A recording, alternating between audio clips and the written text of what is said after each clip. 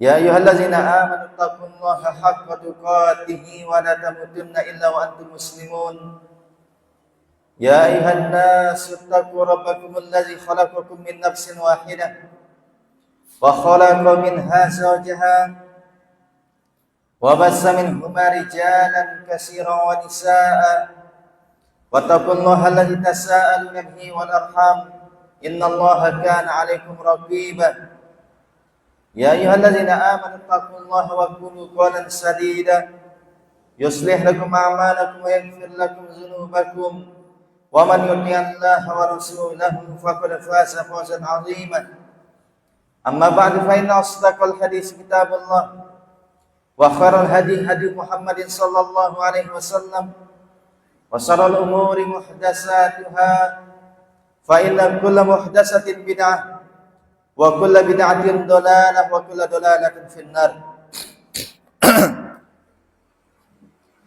Para jamaah kaum muslimin dan muslimat rahimani wa rahimakumullah.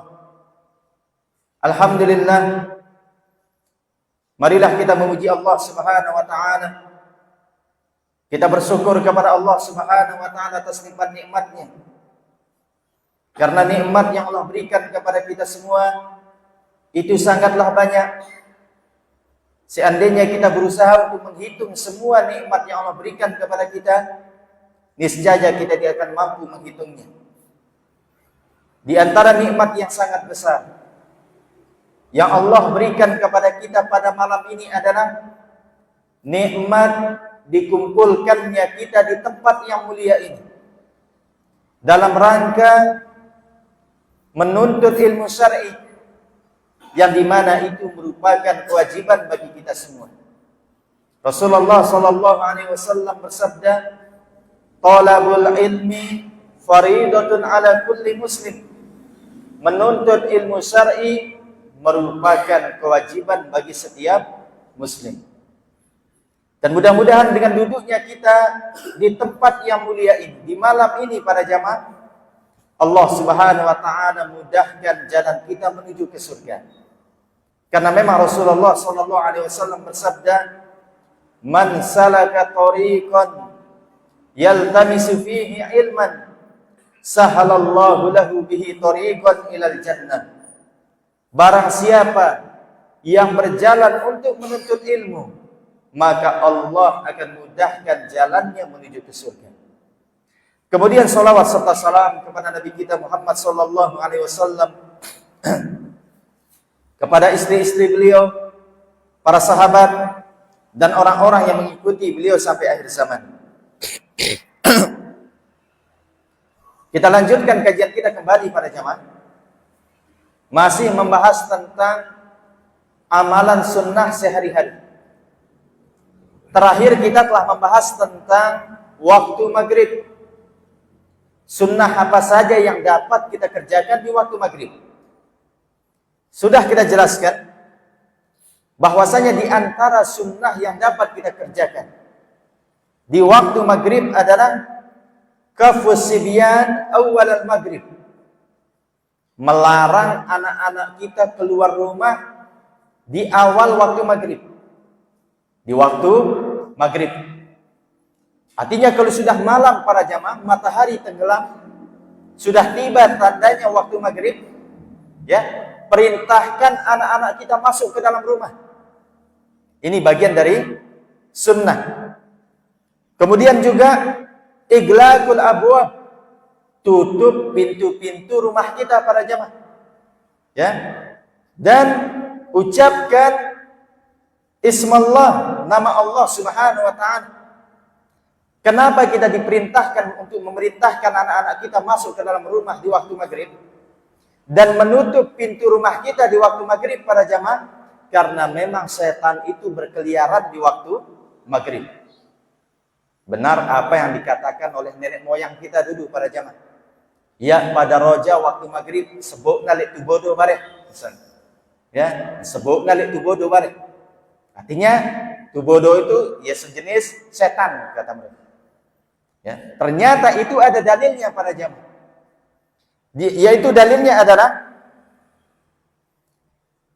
hadis yang diriwayatkan oleh Al-Imam Bukhari dan Muslim Rasulullah sallallahu alaihi wasallam bersabda, "Idza kana junhul lail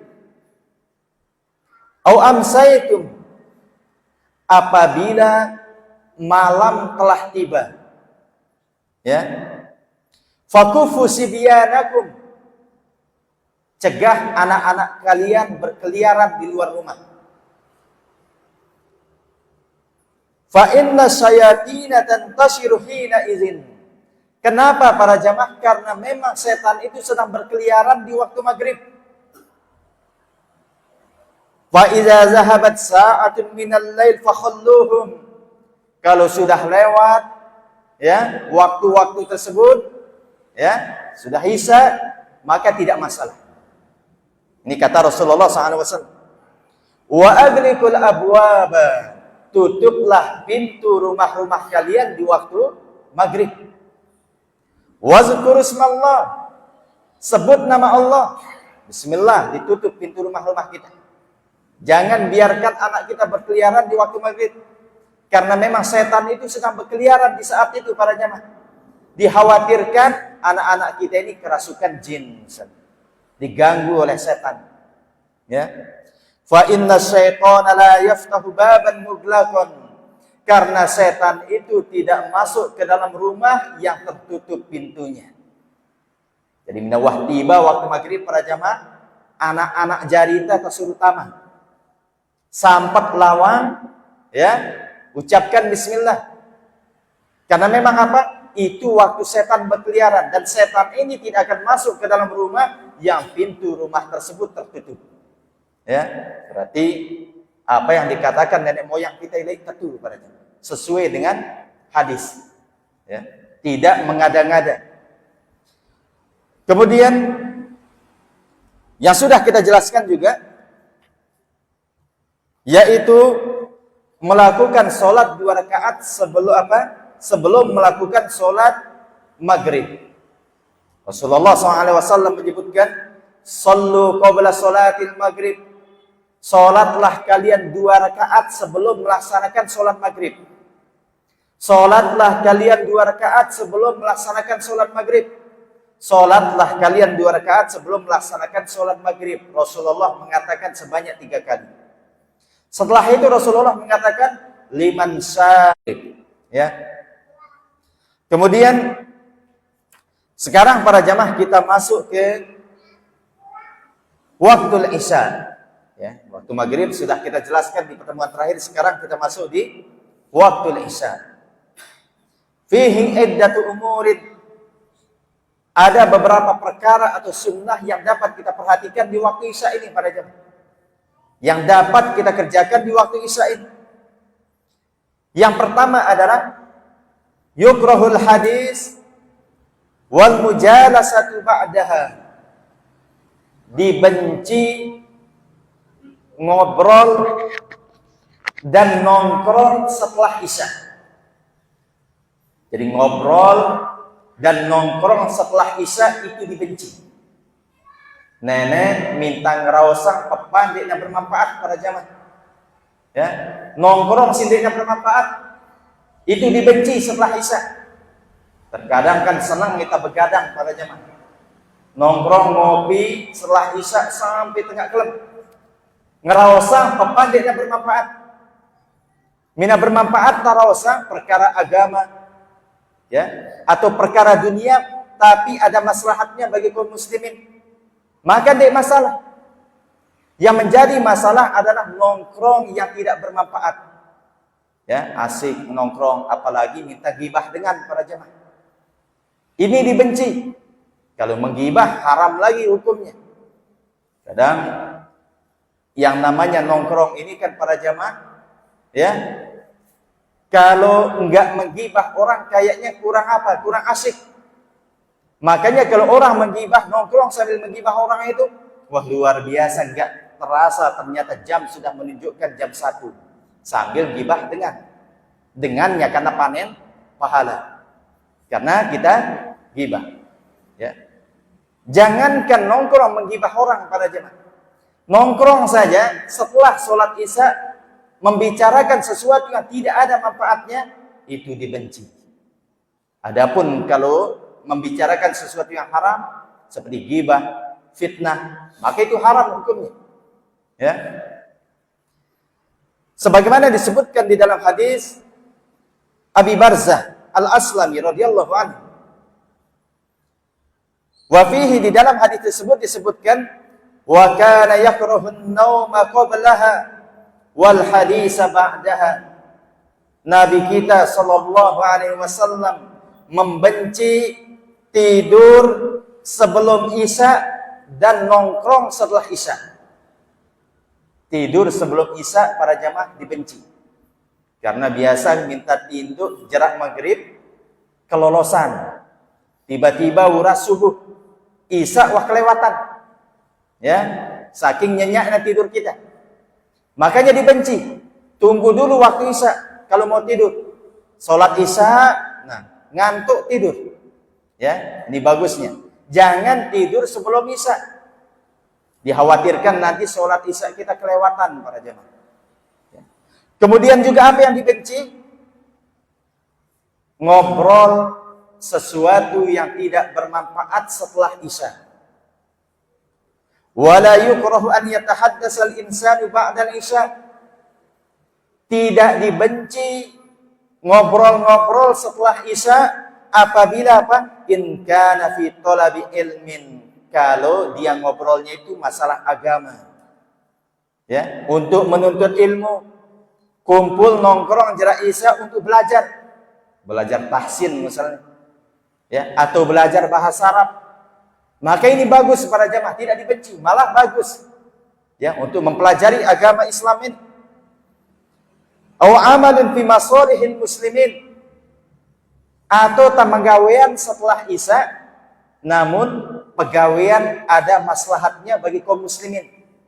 Tanggawe urusan dunia misalnya, namun ada maslahatnya untuk kaum muslimin, tidak masalah. Ya.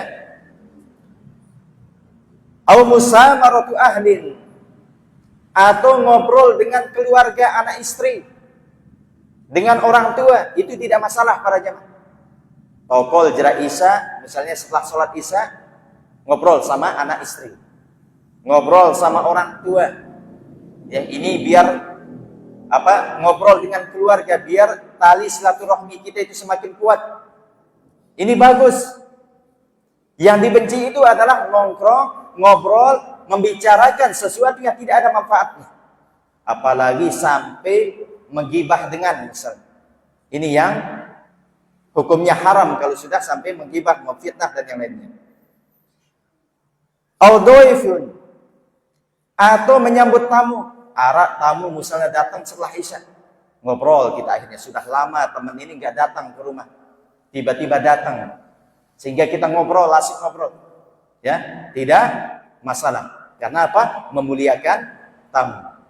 Atau selainnya para jamaah.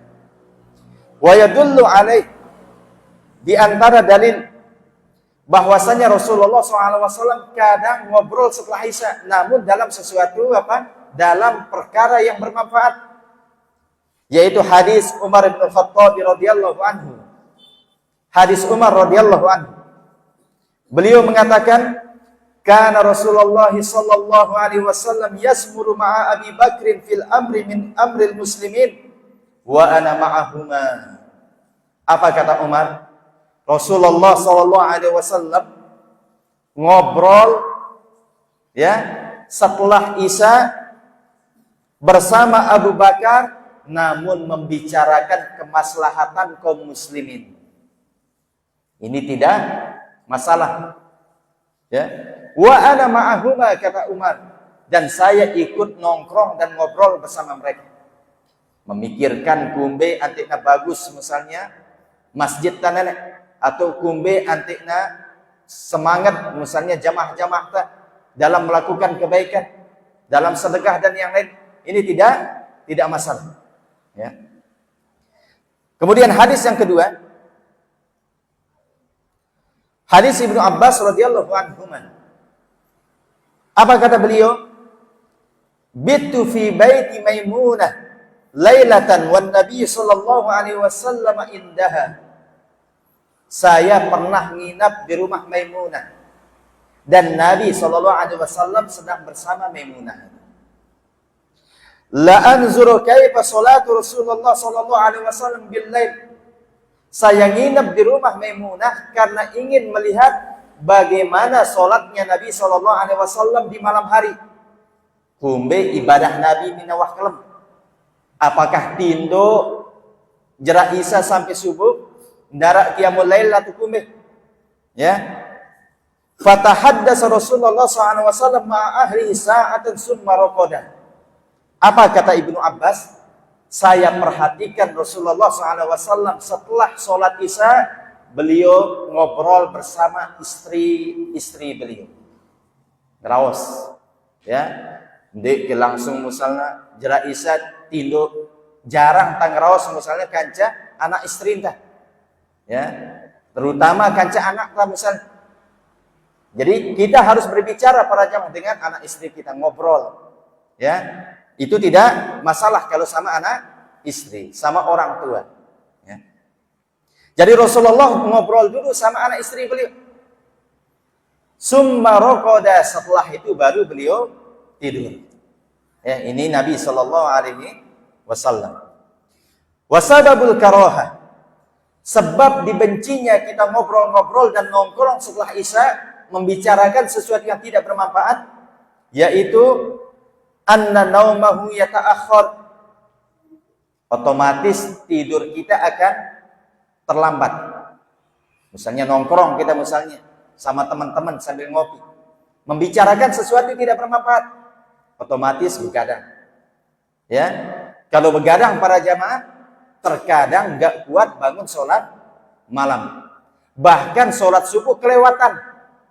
Ini kalau kita begadang, ya, saking ngantuk kita setelah itu tidur, ngantuk, jangankan mau sholat malam, sholat subuh aja selalu kelewatan di waktunya. Bangunnya jam 6, orang azan subuh jam 5 misalnya, atau bangunnya kadang sampai jam 7, nggak sadar kalau ternyata sudah matahari ini sudah terang, sehingga dibencilah nongkrong atau ngobrol-ngobrol yang tidak bermanfaat setelah Isya. Diperintahkan tidur pagi, ngobrol dulu sama anak istri, ya, sama orang tua misalnya. Kemudian tidur pada jamaah agak pagi, biar kita bisa sholat malam dan biar subuh kita tidak kelewatan. Makanya apa kata Syekh di sini? Fayukhafu minhu tafwitu subhi an waqtiha. Dikhawatirkan subuh itu kelewatan bagi dia dari waktunya. Ya, kelewatan. Uras tinduk jam itu, ya, gara-gara apa? Begadang, nongkrong semalaman sambil ngopi sampai jam 1 malam, 2 malam misalnya, sehingga kelewatan sholat subuhnya. Au yafutuhu qiyamul lail mimman ya'taduhu, atau kelewatan dari melakukan sholat malam bagi mereka yang terbiasa melakukan sholat malam. Ada misalnya orang rajin sholat malam, biasa dia sholat malam, tiba-tiba di malam itu dia nongkrong sampai jam 12 malam, akhirnya ngantuk, ketiduran. Dia niatnya mau bangun sepertiga malam karena semendak, ternyata kelewatan gara-gara apa? Tidurnya kemalaman, ya, sehingga dibencilah nongkrong setelah sholat Isya. Waliza zaman Nabi sallallahu alaihi wasallam ar-rajul allazi yanamu al-lail kullahu hatta yusbih.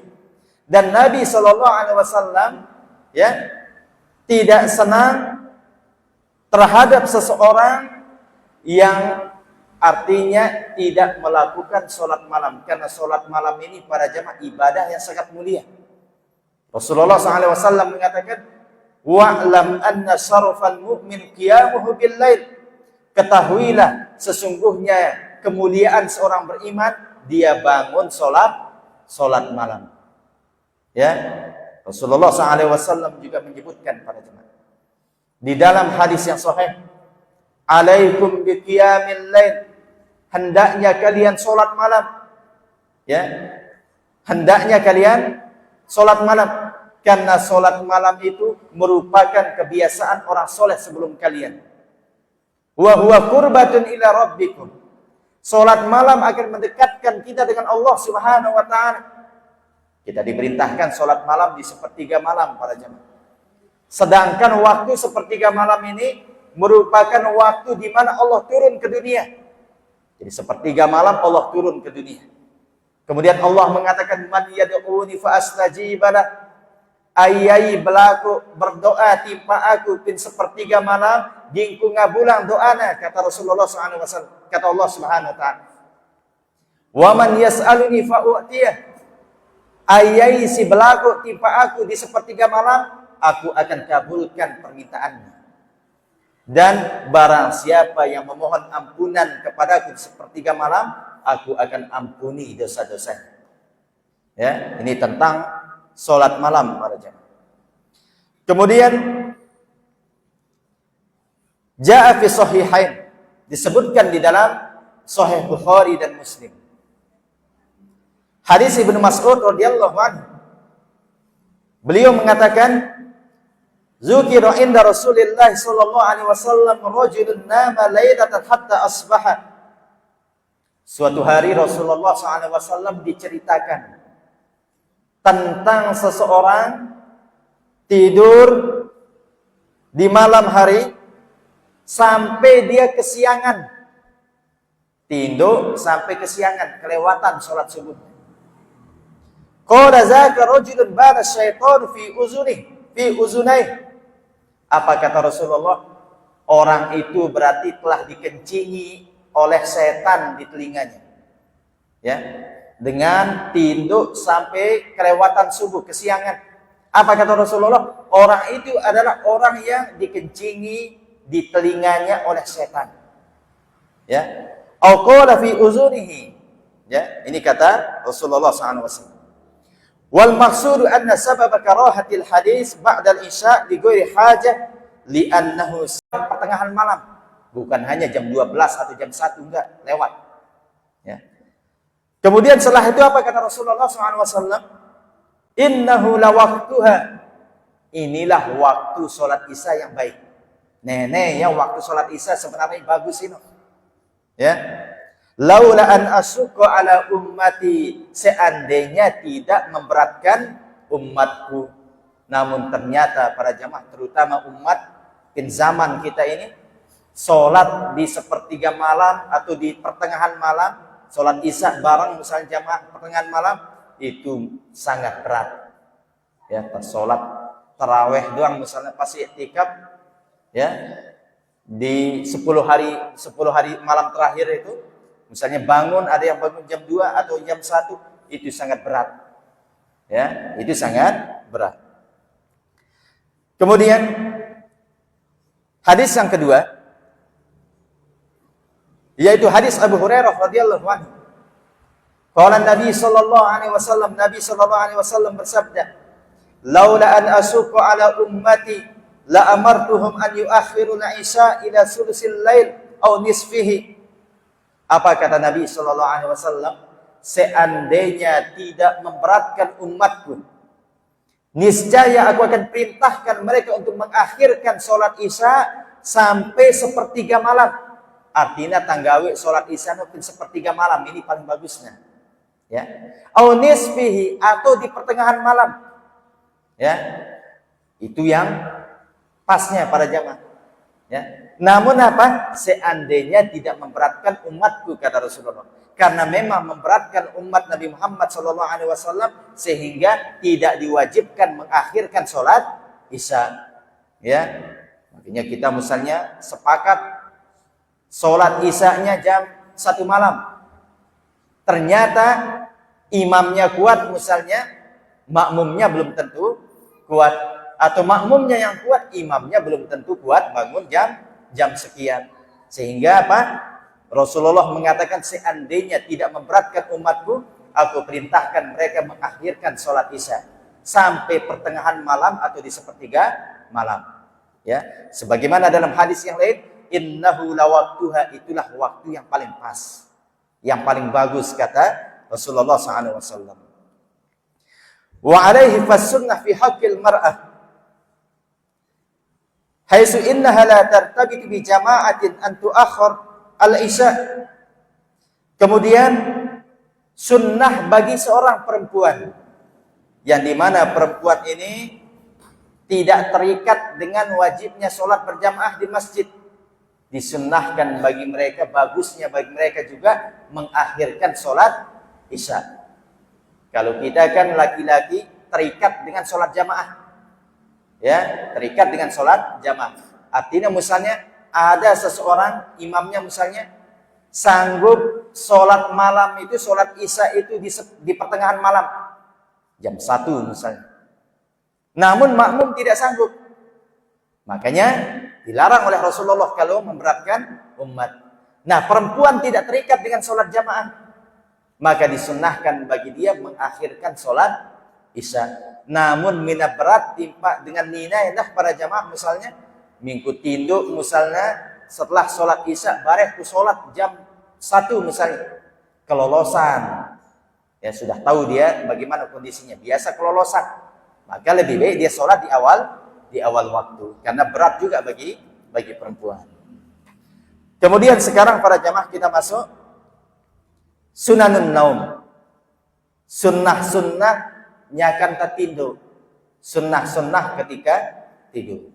Ini sudah kita bicara tentang sunnah-sunnah sholat isya. Nah sekarang setelah sholat isya, ya setelah ngobrol sama anak istri, orang tua misalnya, tidur sekarang apa saja sunnahnya. Wa fin naumi iddatu sunan. Ketika tidur ada beberapa sunnah yang dapat kita kerjakan para jamaah. Yang pertama adalah iglaqul abwab indan naum. Menutup pintu rumah ketika ingin tidur. Jadi minta mele tinduk para jamaah sampet lawang teh.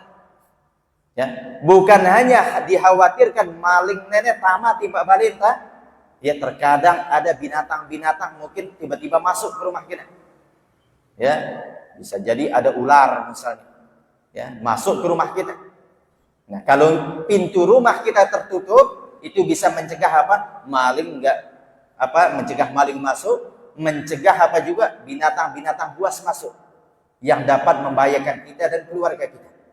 Maka disunahkan apa? Diperintahkan iglaqul abwab, tutup pintu rumah kita. Sebagaimana disebutkan di dalam hadis Jabir radhiyallahu anhu, Rasulullah sallallahu alaihi wasallam bersabda, "Atfiul masabih idza raqadtum wa ghalliqul abwab wa awqul askiyah wa khammirut ta'ama wasyarab." Apa kata Rasulullah alaihi wasallam? Matikan lampu-lampu rumah kalian ketika kalian hendak tidur. Suruh tambah dila para jemaah. Terutama di zaman lain kan lampunya menggunakan apa? Api. Ya, pakai minyak. Ini kalau kita tidur misalnya lampu kita ditabrak sama tikus. Rebak ya. Sehingga terjadilah apa? Kebakaran. Ya. Atau kita nggak sadar ternyata kita tidur, lampu kita letakkan di bawah kaki. Padahal agak jauh. Cuma yang namanya orang tidur kan nggak sadar kita perannya. Ke bawah akhirnya ketendang lampu itu sehingga terjadi kebakaran. Ya. Makanya Rasulullah mengatakan, matikan lampu-lampu rumah kalian ketika kalian tidur. Wa ghalliqul abwab, tutup pintu-pintu rumah kalian. Mencegah maling masuk atau pencuri masuk ke dalam rumah kita. Atau binatang-binatang buas yang kebetulan lewat misalnya. Ya, entah ular atau apa. Ya, dan yang lainnya. Wa auqul askiyah, rapatkan, tutup minuman-minuman kalian. Ya, misalnya ada minuman baru kita masak air pakai teko. Ya. Setelah kita masak biasa kita buka tutupnya biar dingin. Ya, nanti kita minum. Nah, kalau mau tidur para jemaah tutup dia. Ya, tutup dia kalau mau tidur. Dikhawatirkan ada sesuatu yang masuk ke dalam minuman tersebut. Entah beracun atau bagaimana misalnya. Ya, kemudian atau misalnya kalau jengking masuk, kita minum, ya, ternyata kalau jengking itu masuk ke mulut kita misalnya ngangak kita biasa, ya, girang kadang kita ngangak ngenem le kocor misalnya. Maka diperintahkan rapatkan tutupnya. Wa khamirut ta'ama wasyarab, tutup makanan-makanan kalian. Jangan dibiarkan. Ini kalau kita mau tidur para jamaah. Apalagi minta tahu pin baleta lui pegang. Minta buka ya para jamaah kan. Main bola ya pegang nono bareng. Jemaah tiba-tiba langsung kaken padahal bekas pegang artinya ketuk-ketik di atas makanan tadi. Ya, dan itu memberikan apa? Penyakit, meninggalkan penyakit di makanan, sedangkan kita memakan makanan tersebut yang banyak kumannya, penyakitnya. Makanya diperintahkan apa? Tutup. Ya. Jangankan apa para jamaah makanan. Minyak saja kalau nggak ketutup itu kadang pagi-pagi kita goreng telur misalnya tiba-tiba di telur tersebut ada tai begang. Nah, berarti kan begang itu habis apa? Tikus itu habis jalan di minyak tersebut. Karena pas makan telur itu tiba-tiba banyak tai begang misalnya. Ya. Sehingga diperintahkan untuk menutupnya. Kemudian yang kedua, itfa'un nar qabla an-naum. Mematikan lampu sebelum tidur. Baik lampu yang menggunakan api, ya, ataupun lampu yang menggunakan listrik pada zaman. Karena walaupun lampu kita ini lebih aman daripada lampu orang di zaman dahulu. Yang menggunakan api lebih berbahaya. Misalnya kalau letakkan lampu yang menggunakan api, ditabrak tikus, kebakaran. Ya. Ini juga lumayan, walaupun ini lebih aman. Misalnya terjadikan panas, dinyalakan terus lampu kita ini 24 jam panas, ya, sehingga terjadi konslet. Terjadi konslet, kebakaran. Ya. Makanya lihat dia, kalau memang sekiranya aman, misalnya kita nyalakan lampu tidak masalah. Namun sekiranya menggunakan lampu begini juga ada mudaratnya, maka lebih baik apa? Kita matikan. Lebih baik dimatikan. Tapi kalau ada orang misalnya, gimana Ustaz? Saya nggak bisa tidur kalau nggak pakai lampu. Ya gimana lagi kalau itu? Ya silahkan nyalakan lampu, yang penting jaga keamanannya. Ya, jamin insya Allah aman. Ya. Disebutkan dalam hadis Jabir radhiyallahu anhu, Rasulullah SAW mengatakan, "Atfi'ul masabih idza raqadtum." Matikan lampu-lampu rumah kalian ketika kalian tidur. Ini sunnahnya para jamaah. Di dalam hadis Ibnu Umar radhiyallahu anhu, Nabi SAW juga bersabda, "La tatrukun nar fi buyutikum hina tanamun." Jangan biarkan api-api, lampu-lampu ini menyala di rumah kalian ketika kalian hendak tidur. Matikan dia para jamaah. Ya, biar tidak terjadi apa-apa. Ya, TV juga matikan. Jangan dibiarkan nyala, konslet, kebakaran. Ya. Dan yang lainnya. Atau kayak racun nyamuk misalnya, jauhkan dari tempat kita tidur. Ya, jauhkan dia karena bahaya. Misalnya kita tidur ya di kasur, jatuh bantal di atas racun nyamuk. Ya, terjadi kebakaran. Ya, dan yang lainnya. Kemudian di dalam hadis yang diriwayatkan Imam Bukhari dan Muslim dari Abu Musa radhiyallahu anhu, beliau mengatakan, "Ihtaraqa baitun ala ahlihi bil Madinati minal lail." Suatu hari ada rumah yang kebakaran di zaman Nabi sallallahu alaihi wasallam. Jadi ada rumah kebakaran di malam hari. Falamma huddisa Rasulullah sallallahu alaihi wasallam bi sya'nihim. Kemudian ketika Rasulullah sallallahu alaihi wasallam diceritakan bahwasanya semalam telah terjadi kebakaran di rumah si fulan ini. Ya, apa kata Rasulullah SAW? Inna hadhihi naru innama hiya aduwwun lakum. Sesungguhnya api ini adalah musuh kalian. Fa iza nimtum fa'atfi'uha ankum. Oleh karena itu kalau kalian tidur, matikan lampu-lampu kalian ini. Ya, terutama lampu yang menggunakan api ini, matikan dia. Itu bahaya bagi kita para jemaah. Ya, bisa menjadikan kebakaran dan lain-lain. Wal illah minal amri bi itfa'in nar qabla an-naum jaa fi hadis Jabir radhiyallahu anhu. Sebab diperintahkannya mematikan lampu sebelum tidur sebagaimana disebutkan hadis Jabir radhiyallahu anhu, hadis yang diriwayatkan Imam Bukhari. Rasulullah SAW bersabda, "Wa atfi'ul masabih." matikanlah lampu rumah-rumah kalian ketika kalian tidur. Fa innal fuwaisiqah rubbama jarrat al-fatilata fa ahraqat ahlal bait. Karena ada tikus-tikus yang berkeliaran. Bisa jadi tikus ini ya menyeret sumbu lampu kalian sehingga terjadilah kebakaran dan membakar rumah-rumah kalian. Jadi ada tikus. Ya, duit tikus berkeliaran. Ya, kadang jangan tikus ini lari nabrak lampu. Kadang kita lagi duduk juga ditabrak juga sama tikus ini. Waisikoh kata Rasulullah. Tikus ini perusak. Dinamakan suka ngerusak karena emang tikus ini ngerusak para jamaah. Ya, lemari sudah kuat kayunya digigit sama dia. Ya, semuanya digigit sama tikus ini. Ya.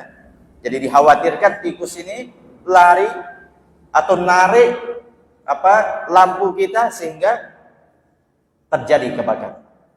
Ya, atau lampu begini misalnya digigit kabelnya sehingga terjadi konslet dan kebakaran. Makanya matikanlah lampu-lampu kita ketika tidur. Ya. Wa bina'an alaih lau aminan naim hazin nar. Namun yang perlu kita ketahui para jemaah, seandainya orang yang tidur aman dengan lampu yang dia gunakan. Seperti lampu kita otomatis yang ini lebih aman daripada lampu yang dari api atau terungking. Ini lebih aman. Seandainya dia merasa aman, ini enggak masalah nih kalau walaupun dinyalakan enggak masalah misalnya. Ya. Wa annaha lan tu'assir, tidak masalah. Ya. Wa laisa haulaha ma yusabbibu intisaruha, dan tidak ada sesuatu sebab yang dapat menjadikan dia akan kebakar misalnya atau konslet. Ya. Fala ba'sa hina izin min ibqaiha, maka tidak masalah dinyalakan. Apalagi sebagian anak kita misalnya nggak bisa tidur tanpa lampu. Matikan lampu, bangun dia nangis misalnya. Maka tidak masalah kita nyalakan lampu. Selama kita merasa aman, insya Allah lampu ini aman, tidak akan menjadikan kebakaran. Ya, artinya jamin keamanan. Minta wah jamin keamanannya tidak masalah. Namun misalnya kalau menggunakan lampu api terungking, ya, itu sangat berbahaya, maka lebih baik dimatikan. Apalagi ketika mati lampu, misalnya kita gunakan lilin. Ya, lilin. Pas mau tidur, maka matikan lilin ini pada jam. Jangan dibiarkan. Ya, apalagi lilinnya kadang kita nggak sengaja nempelkannya itu di atas lemari. Sedangkan lemari dari kayu, nggak ada bahasa kita, nggak ada sangkelnya bahasa. Ya, kalau pakai piring misalnya masih. Ini langsung diginikan, ditempel di atas lemari, tidur. Tiba-tiba mencair kebakaran. Wa iyyazubillah. Kemudian sunnah yang ketiga ketika tidur adalah al-wudu qablan naum. Berwudu sebelum tidur. Disunnahkan berwudu sebelum tidur. Sebagaimana disebutkan dalam hadis Al-Barra bin Azib radhiyallahu anhu, anna Rasulullah sallallahu alaihi wasallam qala, "Idza akhadhta madja'aka fatawadda wudu'aka lis-shalah." Apabila kalian hendak mengambil tempat tidur kalian, siap-siap gentindo. Ya. Fatawadda wudu'aka lis-shalah. Maka berwuduklah kalian sebagaimana kalian berwuduk untuk sholat. Summat toji ala syiqqikal aiman.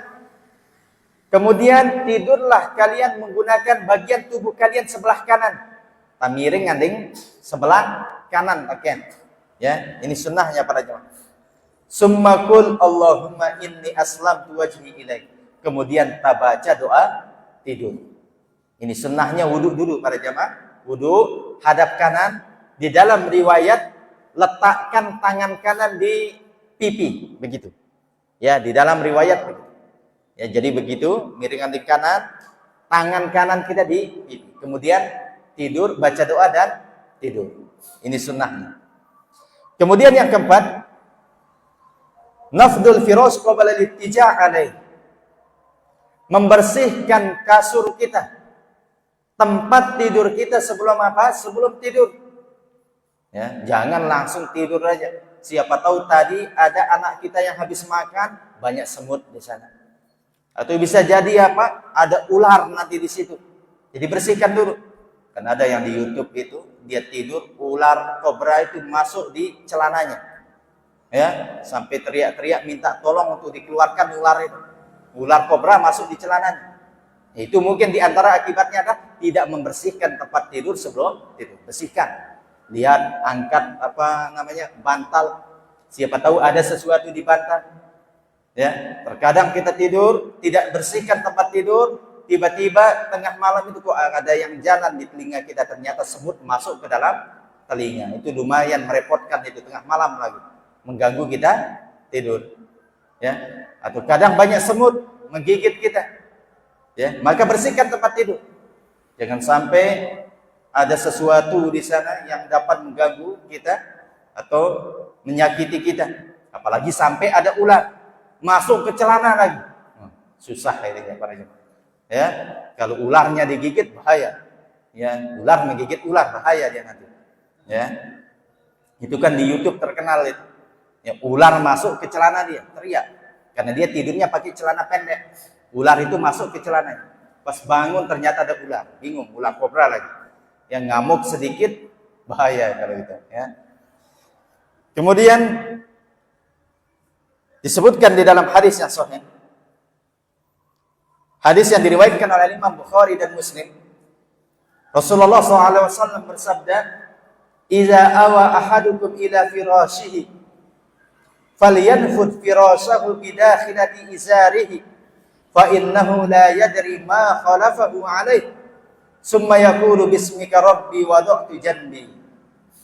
Apabila salah seorang dari kalian hendak tidur, maka hendaknya dia membersihkan tempat tidurnya menggunakan apa? Sarungnya. Atau bisa menggunakan apa saja para jamaah. Jelaskan para ulama. Bahkan pakai sorban, enggak mesti pakai sarung. Pakai sorban, pakai apa sudah bisa. Kalau kita misalnya apa? Yang bulu manak itu, ya, enggak masalah. Yang penting bagaimana tempat tidur kita apa? Bersih. Ya. Karena dia tidak mengetahui, apa kata Rasulullah, karena dia tidak mengetahui apa yang ada di tempat tidurnya tersebut. Bisa jadi ada kalajengking, ada temayong bahasa kita, ya, ada semut banyak, anak-anak habis makan jajan jatuh, ya, dan banyak semutnya. Ya. Kita tidur tanpa dibersihkan, semut bukan hanya gigit badan kita, bahkan masuk ke dalam telinga kita. Kemudian setelah itu dia baca doa sebelum tidur, ya. Kemudian sunnah yang kelima adalah an-naum ala shiqqil ayman. Tidur menggunakan anggota badan di sebelah kanan, miring ke kanan. Ya, ini ketika kita mau tidur para jamaah. Bagaimana Ustaz kalau sudah tidur kan kita miring ke kiri, ada yang kepalanya bahkan jadi bawah, kakinya di atas kasur misalnya. Itu sudah nggak tahu, bukan urusan kita, karena kita nggak tahu memang kalau sudah tidur setengah dari mati gitu. Ya, nggak masalah. Yang penting ketika mau tidur, badan gunakan anggota tubuh sebelah kanan. Ini sunnahnya, dapat pahala gitu. Karena mengikuti sunnah Rasulullah. Adapun setelah kita tidur terserah. Ya, kadang ada orang tidur misalnya, ya dulu kita nonton Angling Dharma waktu kecil-kecil pada jamaah. Ya, tiba-tiba ada yang tidur. Karena kita kercis nonton Angling Dharma, ada yang tidur. Tiba-tiba dia bangun, diambil keranjang tempat orang naruh uang itu. Jadi dia ini pemilik rumah ini punya TV, dia jualan. Biasa kan pakai keranjang kecil itu pada tempat naruh uang. Dia bangun tidur, diambil keranjang kecil itu, di siun, apa bahasa kita, siun subut. Ya, ini dia nggak berdosa karena apa? Tidak sadar para jamaah. Jadi kalau kita sudah tidur, mau kepala di bawah, kaki tiba-tiba di atas, yaitu tidak masalah karena kita apa? Nggak sadar. Kemudian yang keenam, wada'u yadihil yumnah tahtal khaddil ayman, meletakkan tangan kanan di pipi sebelah kanan. Sudah sebelah kanan, tidur sebelah kanan begini. Begini, yang tidur terus baca doa, tidur. Adapun setelah itu entah bolak-balik tidak masalah. Yang penting ketika mau tidur letakkan, gunakan apa yang diajarkan oleh Rasulullah. Insya Allah kita dapat pahala, tidur kita insya Allah nyenyak. Ya. Kemudian yang ketujuh, qiraatu azkarin naum, baca doa sebelum tidur, biar kita enggak diganggu sama setan pada jam. Ya. Di antaranya adalah ayatul kursi, baca ayat kursi. Ini yang kita baca. Kemudian membaca 2 ayat terakhir dari surah Al-Baqarah. Membaca 2 ayat terakhir dari surah Al-Baqarah. Amanar rasulu bima unzila ilaihi min rabbih wal mu'minun. Ini 2 ayat terakhir dari surah Al-Baqarah. Ya. Wal ayatani min akhir suratil Baqarah laysat min azkarin naum ala wajhil khusus. Apa kata Syekh di sini tentang 2 ayat ini? Karena ada hadisnya para jamaah. Apa kata Rasulullah? Man qara'a hatainil ayatain min akhir suratil Baqarah fi lailatin kafatah. Barang siapa yang membaca 2 ayat terakhir dari surah Al-Baqarah, maka itu sudah cukup bagi dia. Artinya dapat melindungi dia, ya. Dan dapat melindungi dia dari gangguan setan dan yang lainnya. Ya.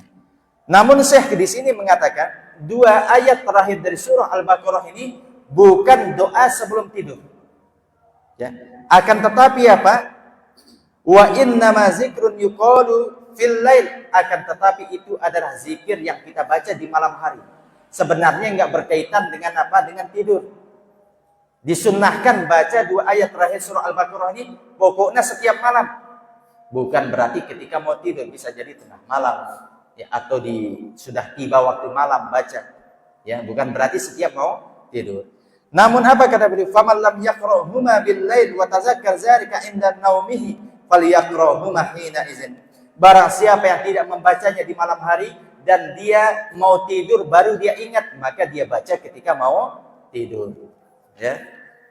Kemudian sunnah yang berikutnya, qira'atu suratul Ikhlas, membaca surah Al-Ikhlas, surah Al-Falaq dan surah An-Nas. Ini kita baca sebelum tidur biar terhindar dari gangguan setan. Ya. Summa yamsah bihi ma mastata'a min jasadihi. Setelah kita baca para jamaah, ya, setelah kita baca, kita tiup, kemudian usap seluruh anggota badan kita. Terutama nyakata kedep-depan para jamaah. Kadang kita tidur tiba-tiba karena enggak baca doa kedep-depan. Ya, bangun, tidur lagi, kembali kedep-depan. Tahu kedep-depan para jamaah? Apa bahasa Indonesianya? Ketindihan, ya. Ketindihan, ya. Jadi kedep-depan, enggak bisa bergerak. Ya, padahal sadar masih sebelum nyenyak tidur, kita masih setengah tidur. Tiba-tiba enggak bisa bergerak. Ada suara-suara, kadang ada bayangan Ustaz. Akhirnya kita bangun, teriak, bangun. Tidur lagi, enggak baca doa, kembali lagi dia biasa. Makanya baca doa, ya, An-Nas, Al-Falaq, ya, Al-Ikhlas, kemudian ayat kursi baca, tiup, ya, kemudian oleskan ke tubuh kita, ya, sampai bawah, oleskan.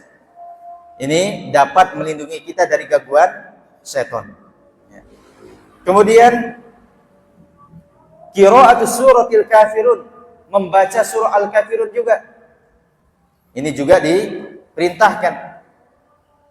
Disebutkan dalam hadis Urwah bin Naufal an Abihi radhiyallahu anhu, anna Nabiy sallallahu alaihi wasallam qala li Naufal. Nabi pernah mengatakan kepada Naufal, "Iqra qul ya ayyuhal kafirun summa nam ala khatimatiha fa innaha bara'atun minasyirki." Bacalah qul ya ayyuhal kafirun, kemudian tidur. Itu dia akan selamat dari kesyirikan. Ya, berlepas diri dari kesyirikan kata Rasulullah SAW. Jadi diperintahkan Al-Kafirun juga. Kemudian wa minas sunnah ada ayatin katsirah minha. Adapun dari sunnah banyak doa-doa setelah baca ayat kursi, 2 surah dari surah terakhir dari Al-Baqarah, ya. Kemudian An-Nas, Al-Falaq, Al-Ikhlas. Kemudian Al-Kafirun, baca doa sebelum tidur. Bismikallahumma amutu wa ahya. Ini kita baca para jamaah, ya. Kemudian yang berikutnya at-tasbih salasan wa salasin. Dianjurkan juga disunahkan juga bertasbih sebanyak 33 kali. Tahmid sebanyak 33 kali, takbir sebanyak 34 kali. Ini dapat menjadikan kita fit ketika bangun tidur. Misalnya lelah atau lembur megawean ini, ya dari pagi kerja sampai mau maghrib, ya terlalu lelah, akhirnya tidur setelah isya. Biasa kalau terlalu lelah itu terasa dia sampai paginya para jemaah. Apalagi kita lembur misalnya sampai jam 10 malam, ya lembur kerja, tidurnya jam setengah 11, itu agak lelah. Nah biasa kalau pagi terasa lelah kita. Ternyata biar kita fit ketika bangun tidur, gak terasa lelah kita, ya amalkan sunnah ini para jemaah. Tasbih 33 kali sebelum tidur, tahmid 33 kali, takbir 34 kali. Subhanallah, subhanallah, subhanallah. Alhamdulillah, alhamdulillah, alhamdulillah. Allahu akbar, Allahu akbar, Allahu akbar, sampai 34 kali. Ya, kemudian tidur, maka insya Allah selama kita yakini ya apa yang disabdakan oleh Nabi SAW, kita akan bangun dalam keadaan fit, kumil-kumil lelah. Sebagaimana disebutkan dalam hadis berikut ini para jamaah. Hadis Ali radhiyallahu anhu, anna Fatimata sakat mataltu min asari roha. Bahwasanya Fatimah ini anak Nabi SAW bernama Fatimah. Suatu hari dia mengeluh karena lelahnya tangannya bikin kue. Ya, dia bikin kue lelah. Ngeluh dia kepada Rasulullah SAW, belum bikin kue lagi, nanti nyuci lagi. Ya belum ronas piring, macam-macam mampu. Ya, akhirnya dia mengadu pergi ke rumah bapaknya itu Nabi SAW. Ya. Fantolakut falam tajiduhu. Dia datang ke rumah bapaknya, ternyata Nabi kita SAW tidak ada di rumah. Yang ada adalah fawajadat Aisyah fa akhbaratha. Yang ada di rumah ketika itu hanya Aisyah. Dan dia pun menceritakan kepada Aisyah. Aisyah, ya, tolong sampaikan salam saya kepada bapak saya. Tangan saya ini lelah bikin kue. Ya, siapa tahu bapak saya bisa memberikan saya seorang pembantu. Ya, ketika Rasulullah SAW pulang, Aisyah radhiyallahu anha menceritakan atau menyampaikan salam dari anaknya yaitu Fatimah. Kalau Fatimah tadi datang, dia minta pembantu karena tangannya lelah menggawean, minta kue dan mokok dan yang lain. Ya, kemudian Nabi SAW pun mendatangi rumah mereka berdua, yaitu rumah Ali dan Fatimah, ya, didatangi oleh Rasulullah SAW. Setelah itu Rasulullah SAW mengatakan, ala u'allimukuma khairan mimma sa'altumani. Maukah aku ajarkan kepada kalian sesuatu yang lebih baik daripada apa yang kalian minta, yaitu pembantu? Mau enggak saya kasih tahu kalian? Ada yang jauh lebih baik daripada pembantu yang kalian minta. Ya. Iza akhaztuma madaji'akuma tukabbira arba'an wa salasin. Kalau kalian hendak tidur, takbirlah 34 kali. Wa tusabbiha salasan wa salasin, bertasbih 33 kali. Wa tahmada salasan wa salasin, bertahmid 33 kali. Fa huwa khairun lakum min khadimin. Itu lebih baik daripada pembantu. Nah, kalau ibu-ibu istri kita para jamaah minta pembantu, bilang lelah terus dulu, ajarkan dia doa ini. Ya, ini lebih baik dari pembantu bilang. Ya, biar fit kuat dia bekerja. Apa kata Ali radhiyallahu anhu ketika mendengarkan hadis ini dari Rasulullah? Ma taraktuhu munzu sami'tuhu minan Nabi sallallahu alaihi wasallam. Semenjak saya mendengarkan hadis ini dari Rasulullah, saya tidak pernah meninggalkan tasbih 33 kali sebelum tidur, tahmid 33 kali sebelum tidur, dan takbir 34 kali sebelum tidur. Enggak pernah saya tinggalkan. Dikatakan kepada Ali, wala lailata Siffin, apakah ketika perang Siffin engkau juga membacanya di malam harinya? Jadi dia perang, ya, di malam harinya sebelum tidur dibaca enggak ini juga? Apa kata Ali? Iya, bahkan ketika berperang di malam harinya sebelum saya tidur saya baca. Biar kuat, fit. Ya, ini keutamannya para jamaah, yaitu tasbih 33 kali sebelum tidur, tahmid 33, takbir 34 kali. Itu para jamaah yang dirahmati Allah Subhanahu wa taala. Ya, karena sudah azan, ya, silahkan azan dulu baru kita masuk ke tanya jawab. Wallahu taala a'lam.